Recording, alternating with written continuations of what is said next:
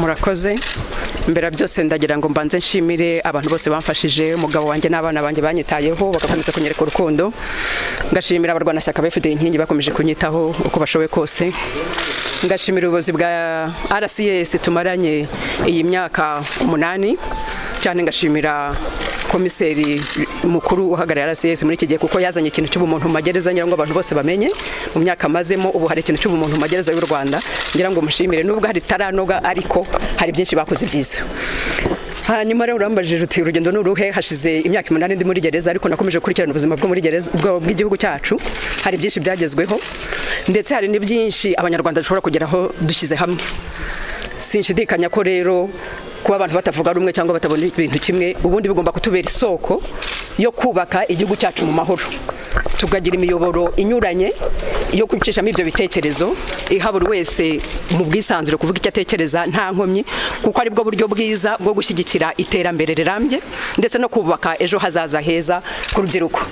Nkaba mboneyeho rero umwanya wo gushimira Perezida wa Repubulika wafashe icyemezo cyo kundekura kansubiza mu buzima busanzwe kuko ntekereza ko nawe ubabona yuko ikiza ruko abanyarwanda twese dushyira hamwe ari abatavuga rumwe ari n'ubuyobozi tukubaka igihugu cyacu. Urakomeza gukora politiki ya opposition cyangwa ugiye kujya muri coalition kandi mashyaka? Ntabwo ibyo ngibyo numva nagira icyo mbivugaho muri aka kanya nifuraka gushimira gusa abagize icyo bamfashaho ibindi nzabivugaho mu misiri imbere. Wenda hari icyo twakwifuza kumenya ku bijyanye n'ibimenyetso byatanzwe na polisi y'Ubuholandi ko mwari mufite umugambi wo gushinga igisirikare ibi ngibi birakomeje cyangwa nyuma hagiye gukurikira iki? Maze kuvuga ko nta bindi mvuga icyari cy'ingenzi ko gushimira Perezida wa Repubulika n'abantu bamfashije muri iyi myaka yose nari maze muri gereza. Usa nkaho ari igiti kitagira amashami abarwanashyaka bawe barafunzwe barimo vice perezida wa mbere w'ishyaka bivuze iki aho ngaho?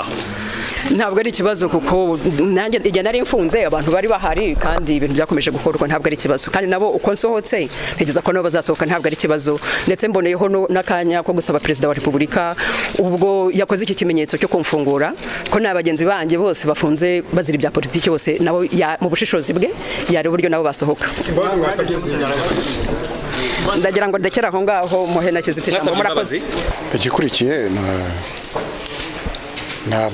bahawe imbabazi kugenda bakasubira mu miryango yabo bagasubira muri community ariko icyo basabwa no kwitwara neza kugira ngo batongera gusubira mu kunyuranya n'itegeko mu bibajyana mu byaha kuko imbabazi nacyo zivuga.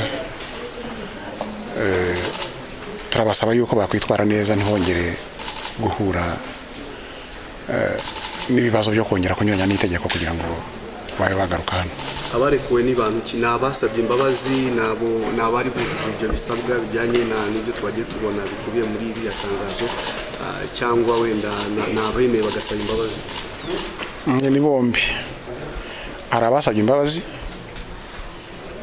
bandikira nyakubahwa Perezida wa Repubulika kandi itegeko riteganya yuko nyakubahwa Perezida wa Repubulika ashobora gutanga imbabazi. Ibyo rero nibyo byanakozwe ariko hari n'abari bagereje igihe n'ubundi giteganywa n'amategeko kandi bashoboye kwitwara neza muri iki gihe bari hano. Tubona yuko no hanze bashobora kuzitwara neza ntibongere kunyuranya n'amategeko kugira ngo bajye mu byaha. Commissioner Kizito na Ingabire bari muri abo banditse n'abasaba imbabazi. Kizito na Ingabire bandikiye nyakubahwa Perezida wa Repubulika ubu rero bashubijwe mu bushishozi bwa nyakubahwa Perezida wa Repubulika kandi biteganywa no mu itegeko nshinga rya Repubulika y'u Rwanda ingingo 109 babonye imbabazi kandi turizera yuko bazazikoresha neza dukurikije imyitwarire bari bafite hano ariko twe tubasaba yuko bakwitwara neza icyazanye umuntu hano kuza mu gihano ntiyongere kugisubiramo.